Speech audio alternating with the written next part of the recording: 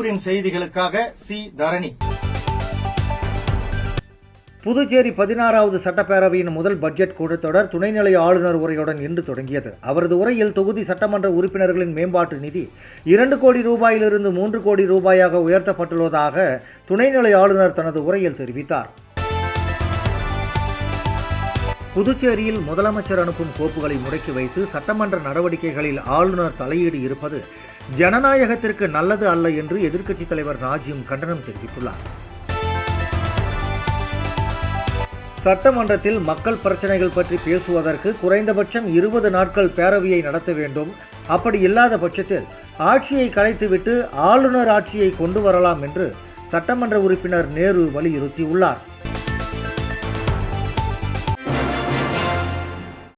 புதுச்சேரி 16வது சட்டப்பேரவையின் முதல் பட்ஜெட் கூட்டத்தொடர் துணைநிலை ஆளுநர் உரையுடன் இன்று தொடங்கியது. அவரது உரையில் தொகுதி சட்டமன்ற உறுப்பினர்களின் மேம்பாட்டு நிதி 2 கோடி ரூபாயிலிருந்து 3 கோடி ரூபாயாக உயர்த்தப்பட்டுள்ளதாக துணைநிலை ஆளுநர் தனது உரையில் தெரிவித்தார். புதுச்சேரி 16வது சட்டப்பேரவையின் முதல் பட்ஜெட் கூட்டத்தொடர் துணைநிலை ஆளுநர் கைலாசநாதன் உரையுடன் இன்று தொடங்கியது. சட்டப்பேரவையில் உரை நிகழ்த்த வருகை தந்த துணைநிலை ஆளுநர் கைலாசநாதனை சபாநாயகர் அன்பழகன் பூங்கொத்து கொடுத்து வரவேற்றார். தொடர்ந்து போலீசார் மரியாதையை ஏற்றுக்கொண்ட துணைநிலை ஆளுநர் கைலாசநாதனை சபாநாயகர் அன்பழகன் சட்டப்பேரவையின் மைய மண்டபத்திற்கு அழைத்துச் சென்றார். தமிழ்தாய் வாழ்த்துடன் தொடங்கிய பட்ஜெட் கூட்டத்தொடரில் துணைநிலை ஆளுநர் கைலாசநாதன் திருக்குறள் வாசித்து தனது உரையை தொடங்கினார்.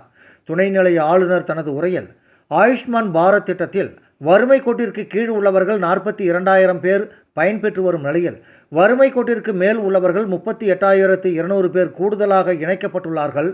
சட்டமன்ற உறுப்பினர்களின் தொகுதி மேம்பாட்டு நிதி 2 கோடியிலிருந்து 3 கோடியாக உயர்த்தப்பட்டுள்ளதாக குறிப்பிட்ட துணைநிலை ஆளுநர் காரைக்கால் கடற்கரையை மேம்படுத்த 20 கோடி ரூபாய் ஒதுக்கப்பட்டுள்ளதாகவும் தெரிவித்தார். முதியோர் உதவித்தொகை பெறும் திட்டத்தில் 15,000 பேர் புதிதாக இணைக்கப்பட்டுள்ளதாகவும் மகளிர் உதவித்தொகை 1000 ரூபாயிலிருந்து 2,500 ரூபாய் வரை உயர்த்தப்பட்டுள்ளதாகவும் தெரிவித்தார். சுமார் 1 மணி நேரம் பேரவையில் உரை நிகழ்த்திய துணைநிலை ஆளுநர் கைலாசநாதன் உரை முடிந்து புறப்பட்டார். அவரை சபாநாயகர் அன்பழகன் வழி அனுப்பி வைத்தார். தொடர்ந்து பேரவை நடவடிக்கைகளை பிற்பகல் 3 மணி வரை ஒத்திவைத்த சபாநாயகர் அன்பழகன் 3 மணிக்கு நிதித்துறை பொறுப்பு வகிக்கும் முதலமைச்சர் ரங்கசாமி பட்ஜெட் தாக்கல் செய்கிறார். புதுச்சேரி வரலாற்றில் முதன்முறையாக தற்காலிக சபாநாயகரை வைத்து கூட்டப்படும் முதல் பட்ஜெட் கூட்டத்தொடர் என்பது குறிப்பிடத்தக்கது. புதுச்சேரியில் முதலமைச்சர் அனுப்பும் கோப்புகளை முடக்கி வைத்து சட்டமன்ற நடவடிக்கைகளில் ஆளுநர் தலையீடு இருப்பது ஜனநாயகத்திற்கு நல்லது அல்ல என்று எதிர்க்கட்சித் தலைவர் நாஜிம் கண்டனம் தெரிவித்துள்ளார். புதுச்சேரியில் 16வது சட்டப்பேரவையில் முதல் பட்ஜெட் கூட்டத்தொடர் இன்று துணைநிலை ஆளுநர் உரையுடன் தொடங்கியது. இதில் கலந்து கொண்ட திமுக சட்டமன்ற உறுப்பினர்கள் கூட்டாக செய்தியாளர்களை சந்தித்தனர். அப்போது பேசிய எதிர்க்கட்சித் தலைவர் நாஜிம் சட்டப்பேரவைக்கு உரை நிகழ்த்த வருகை புரிந்த துணைநிலை ஆளுநரை தற்காலிக சபாநாயகர் வரவேற்றது இந்தியாவிலேயே இது முதன்முறை என்று குறிப்பிட்டார். தற்காலிக சபாநாயகர் சபையை கூட்டினால் அதில் பங்கேற்க மாட்டோம் என்று அறிவித்திருந்தோம். ஆனால் தற்காலிக சபாநாயகர் அன்பழகன் சட்டப்பேரவையை புறக்கணிக்க வேண்டாம் என்று கேட்டுக்கொண்டதன் பேரில் பேரவை கூட்டத்தில் கலந்து கொண்டதாக தெரிவித்தார். தொடர்ந்து பேசிய எதிர்க்கட்சித் தலைவர் நாஜிம் சட்டசபை கூட்டத்தில் தமிழ்தாய் வாழ்த்து முதலில் பாட வேண்டும் என்று திமுக சார்பில் கோரிக்கை வைத்தோம். அந்த கோரிக்கை நிறைவேறியிருக்கிறது. இதற்காக முதலமைச்சருக்கு நன்றி தெரிவிப்பதாக குறிப்பிட்டார். மாநில நிர்வாகத்தில் ஆளுநரின் தலையீடு இருப்பதை கேள்விப்பட்டிருக்கிறோம்.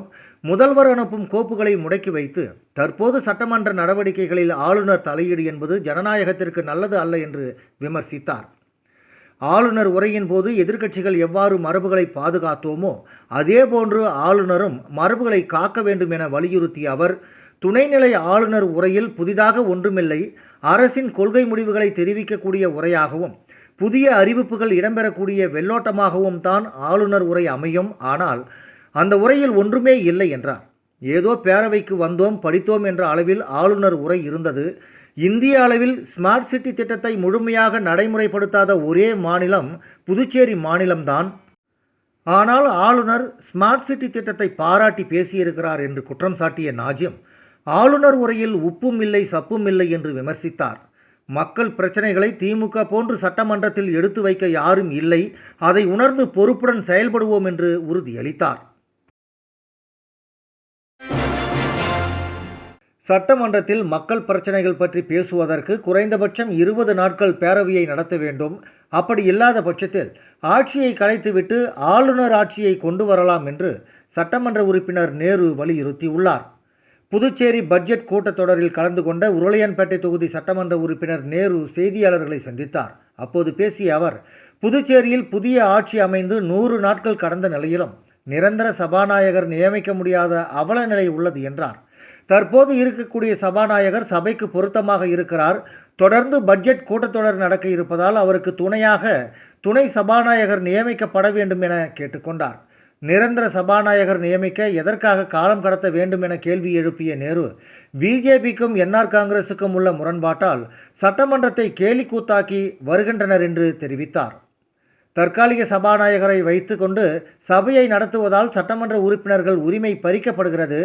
ஆளுநருக்கும் முதல்வருக்கும் உள்ள மோதல்களை பேச்சுவார்த்தை மூலம் தீர்த்து கொண்டு சட்டமன்ற உறுப்பினர்களை செயல்பட விட வேண்டும் என்று கேட்டுக்கொண்ட நேரு, சட்டமன்றத்தை 20 நாட்களாவது நடத்த வேண்டும், அப்படி இல்லாத பட்சத்தில் சட்டமன்றத்தை கலைத்துவிட்டு ஆளுநர் ஆட்சியை கொண்டு வரலாம் என்று சட்டமன்ற உறுப்பினர்களின் தொகுதி மேம்பாட்டு நிதியை உயர்த்தி வழங்க வேண்டும் எனவும் நேரு வலியுறுத்தினார். கோட்டக்குப்பம் சின்ன முதலியார் சாவடி கடலில் குளித்த பள்ளி மாணவர்கள் 2 மாயமான நிலையில் அவர்களை படகுகள் மூலம் தேடும் பணி தீவிரமாக நடந்து வருகிறது. காலாப்பட்டு கோட்டக்குப்பம் சின்ன முதலியார் சாவடி மாரியம்மன் கோவில் தெருவைச் சேர்ந்த கௌசிக், பிரதீஷ், சசி ஆகிய 3 பேரும் நேற்று மதியம் சின்ன முதலியார் சாவடி கடற்கரையில் குளித்துள்ளனர். அப்போது ராட்சத அலையில் சிக்கி கௌசிக், பிரதீஷ், சசி ஆகிய 3 பேரும் திடீரென கடலுக்குள் மாயமாகினர்.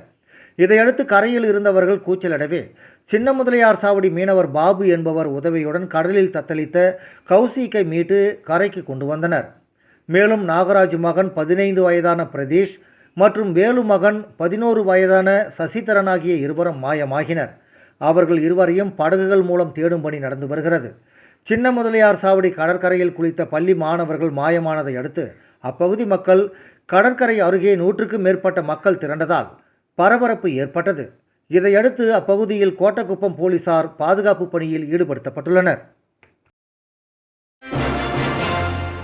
புதுச்சேரியில் இரவில் பெய்த கனமழையால் வெப்பத்தின் தாக்கம் குறைந்து குளிர்ச்சியான சூழல் நிலவி வருகிறது. கீழ்மட்ட வளிமண்டலத்தில் தற்போது பலவீனமான காற்றழுத்த தாழ்வு பாதை நிலவி வருவதால் புதுச்சேரி மற்றும் தமிழக கடலோர மாவட்டங்களில் மழை பெய்யக்கூடும் என சென்னை வானிலை ஆய்வு மையம் எச்சரிக்கை விடுத்திருந்தது. அதன் அடிப்படையில் புதுச்சேரியில் கடந்த சில தினங்களாக வெயில் வாட்டி வதைத்து வரும் நிலையில் இரவு நேரங்களில் கனமழை பெய்து வருகிறது. இந்த நிலையில் நேற்று இரவும் திடீரென கனமழை பெய்தது. புதுச்சேரி நகரப்பகுதி, கிராமப்பகுதி என மாநிலம் முழுவதும் பெய்த கனமழையால் வெப்பத்தின் தாக்கம் குறைந்து குளிர்ச்சியான சூழ்நிலை நிலவி வருகிறது. மேலும் தொடர் கனமழையால் வாகன ஓட்டிகள் முகப்பு விளக்குகளை எரிய விட்டபடி சாலையில் செல்கின்றனர். முத்தியால்பேட்டை பாஜக பிரமுகரும் செந்தில்குமரன் அறக்கட்டளை தலைவருமான செந்தில்குமரன் சார்பில் வேளாங்கண்ணிக்கு பாத யாத்திரை செல்லும் பக்தர்களுக்கு 11வது ஆண்டாக அறுசுவை உணவு வழங்கும் நிகழ்ச்சி நடைபெற்றது. முத்தியால்பேட்டை பாஜக பிரமுகரும் செந்தில்குமரன் அறக்கட்டளை தலைவருமான செந்தில்குமரன் சார்பில் வேளாங்கண்ணிக்கு பாத யாத்திரை செல்லும் பக்தர்களுக்கு 11வது ஆண்டாக அறுசுவை உணவு வழங்கும் நிகழ்ச்சி நடைபெற்றது. இதில் தொகுதி தலைவர் ராமசாமி, பொருளாளர் செல்வராஜ், அறக்கட்டளை செயலாளர் MR சரவணன், ஹரிஹரன், சசிதரன், மணி, அபிஷேக், ஆண்டனி, சங்கர், ஸ்ரீதரன் உள்ளிட்ட நிர்வாகிகள் பலரும் கலந்து கொண்டனர். பக்தர்களுக்கு உணவு வழங்கி அவர்களது பாத யாத்திரை சிறப்பாக அமைய வாழ்த்துக்கள் தெரிவிக்கப்பட்டன.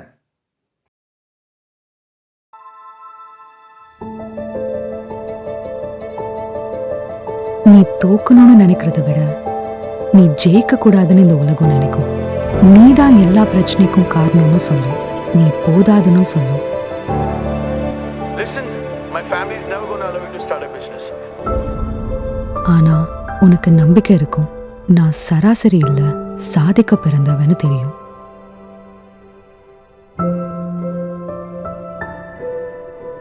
நீ யாருன்னு ப்ரூவ் பண்ணா மட்டும் போதும், உனக்கு மட்டும்.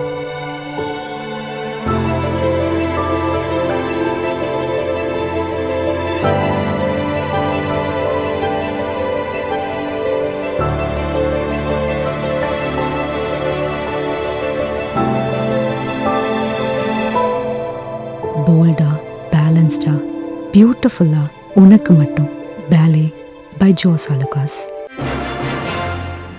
புதுச்சேரி கொசக்கடை வீதியில் பழமையான மரம் ஒன்று வேருடன் சாய்ந்ததில் அப்பகுதியில் நடந்து சென்ற ஒருவர் லேசான காயமடைந்தார். கொசக்கடை வீதி மிஷன் வீதி சந்திப்பில் சாலையோரம் இருந்த பழமையான மரம் திடீரென வேருடன் முறிந்து சாலையில் விழுந்தது. மரம் விழுந்ததில் அப்பகுதியில் நிறுத்தப்பட்டிருந்த வாகனங்கள் மற்றும் இருசக்கர வாகனங்கள் சேதமடைந்தன. மேலும் சாலையில் நடந்து சென்ற ஒருவர் மீது மரக்கிளைகள் விழுந்ததில் அவர் லேசான காயமடைந்தார். இதுகுறித்து தகவல் அறிந்த அப்பகுதி மக்கள் வனத்துறை மற்றும் தீயணைப்பு துறையினருக்கு தகவல் தெரிவித்தனர். சம்பவ இடத்திற்கு விரைந்து வந்த அவர்கள் சாலையில் விழுந்த மரத்தை வெட்டி அப்புறப்படுத்தினர். மரம் சாலையில் விழுந்ததால் அப்பகுதியில் சிறிது நேரம் போக்குவரத்து பாதிக்கப்பட்டது. புதுச்சேரியில் ஆம்னி பேருந்து ஓட்டுநர்கள் சங்கத்தின் திறப்பு விழா மற்றும் செயற்குழு கூட்டம் தனியார் உணவகத்தில் நடைபெற்றது. புதுச்சேரியில் ஆம்னி பேருந்து ஓட்டுநர்கள் சங்கத்தின் திறப்பு விழா மற்றும் செயற்குழு கூட்டம் தனியார் உணவகத்தில் நடைபெற்றது. கூட்டத்தில் தமிழ்நாடு, கேரளா, கர்நாடகா, ஆந்திரா உள்ளிட்ட 4 மாநிலங்களைச் சேர்ந்த சங்க நிர்வாகிகள், தலைவர்கள் மற்றும் உறுப்பினர்களும் கலந்து கொண்டனர். ஆம்னி பேருந்துகளை நிறுத்துவதற்கு தனி பார்க்கிங் வசதி ஏற்படுத்த வேண்டும், மேலும் ஓட்டுநர்கள் மற்றும் பயணிகளின் நலன் கருதி பல்வேறு அடிப்படை வசதிகளை ஏற்படுத்தி தர வேண்டும் உள்ளிட்ட கோரிக்கைகளை அரசிடம் வலியுறுத்தி தீர்மானங்கள் நிறைவேற்றப்பட்டன. இந்த நிகழ்ச்சியில் சங்கத்தின் கௌரவ தலைவர் ஆனந்தன், தலைவர் மதன், பொதுச் செயலாளர் ரமேஷ், பொருளாளர் செந்தில்குமரன், துணைத் தலைவர் சந்திரசேகரன், துணை செயலாளர் பாலாஜி மற்றும் தமிழ்நாடு மாநிலத்தின் தலைவர் அன்பழகன், செயலாளர் திருஞானம், தலைவர் அப்சல், செயலாளர் மாறன், கர்நாடகா தலைவர் நடராஜர் சர்மா, செயலாளர் சந்திரசேகர், கேரளா தலைவர் ரிஜாஸ், செயலாளர் மணி சசிதரன், ஆந்திர பிரதேஷ் தலைவர் கௌதம அகிலன், தலைவர் ராம்பாபு, செந்தில்குமார், பல்வேறு நிர்வாகிகளும் கலந்து கொண்டனர். திமுக அமைப்பாளர் சிவா தலைமையில் நடைபெற்ற வரலாற்றில் கலைஞர் நூல் வெளியீட்டு விழாவில் முனைவர் சபாபதி மோகன் வெளியிட்டு சிறப்புரையாற்றினார். புதுச்சேரி மாநிலம் லாஸ்பேட்டை சட்டமன்ற தொகுதி திமுக சார்பில் திமுக மூத்த முன்னோடி கலைமாமணி திருஞானம் எழுதிய வரலாற்றில் கலைஞர் தொடர் நூல் பாகம் 3 வெளியீட்டு விழா நீடராஜப்பயர் வீதியில் உள்ள தென்றல் ஹாலில் இன்று காலை நடைபெற்றது. லாஸ்பேட்டை தொகுதி செயலாளர் தியாகராஜன் தலைமை வகித்தார். சட்டமன்ற உறுப்பினர் விக்னேஷ் கண்ணன் முன்னிலை வகித்தார். ராஜ்பவன் தொகுதி செயலாளர் மோகன் வரவேற்று பேசினார். திமுக கொள்கை பரப்பு செயலாளர் முனைவர் சபாபதி மோகன் அவர்கள் சிறப்பு விருந்தினராக கலந்து கொண்டு வரலாற்றில் கலைஞர் தொடர் நூல் பாகம் 3 என்ற நூலை வெளியிட்டு சிறப்புரையாற்றினார். திமுக அமைப்பாளரும் முன்னாள் சட்டமன்ற எதிர்க்கட்சித் தலைவருமான சிவா நூலினை பெற்று வாழ்த்துரை வழங்கினார். தொடர்ந்து திமுக சட்டமன்ற உறுப்பினர்கள் செந்தில்குமார், கார்த்திகேயன், மாநில துணை அமைப்பாளர்கள் அனிபால் கென்னடி, தைரியநாதன், முன்னாள் சட்டமன்ற உறுப்பினர் மூர்த்தி, பொதுக்குழு உறுப்பினர் கோபால் ஆகியோர் வாழ்த்தி பேசினர்.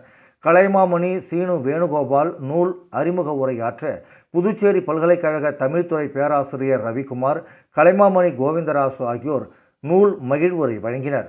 நூலாசிரியர் கலைமாமணி திருஞானம் ஏற்புரை வழங்கினார்.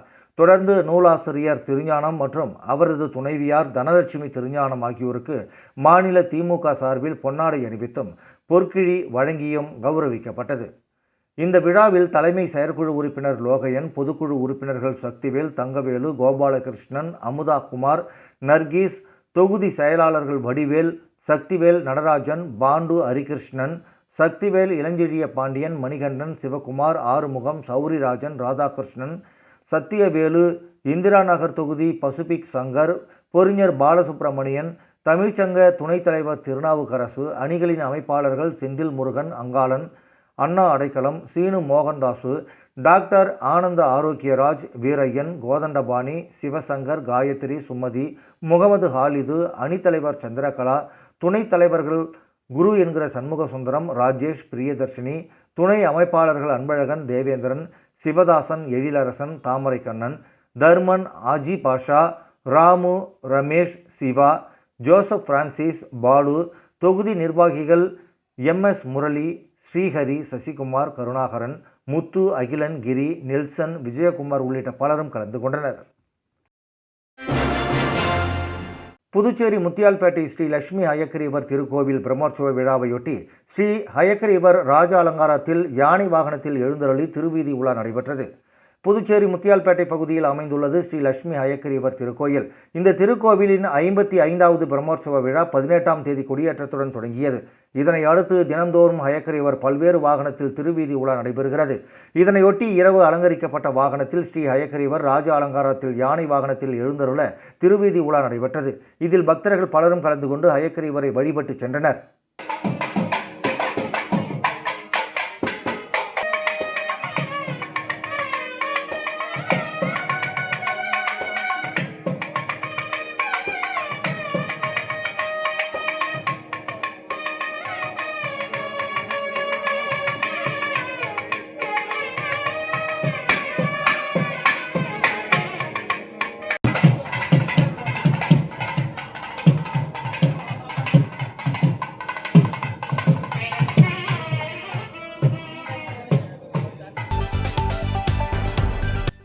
புதுச்சேரி 16வது சட்டப்பேரவையின் முதல் பட்ஜெட் கூட்டத்தொடர் துணைநிலை ஆளுநர் உரையுடன் இன்று தொடங்கியது. அவரது உரையில் தொகுதி சட்டமன்ற உறுப்பினர்களின் மேம்பாட்டு நிதி 2 கோடி ரூபாயிலிருந்து 3 கோடி ரூபாயாக உயர்த்தப்பட்டுள்ளதாக துணைநிலை ஆளுநர் தனது உரையில் தெரிவித்தார். புதுச்சேரியில் முதலமைச்சர் அனுப்பும் கோப்புகளை முடக்கி வைத்து சட்டமன்ற நடவடிக்கைகளில் ஆளுநர் தலையீடு இருப்பது ஜனநாயகத்திற்கு நல்லது அல்ல என்று எதிர்க்கட்சித் தலைவர் நாஜிம் கண்டனம் தெரிவித்துள்ளார். சட்டமன்றத்தில் மக்கள் பிரச்சனைகள் பற்றி பேசுவதற்கு குறைந்தபட்சம் 20 நாட்கள் பேரவையை நடத்த வேண்டும். அப்படி இல்லாத பட்சத்தில் ஆட்சியை கலைத்துவிட்டு ஆளுநர் ஆட்சியை கொண்டு வரலாம் என்று சட்டமன்ற உறுப்பினர் நேரு வலியுறுத்தியுள்ளார்.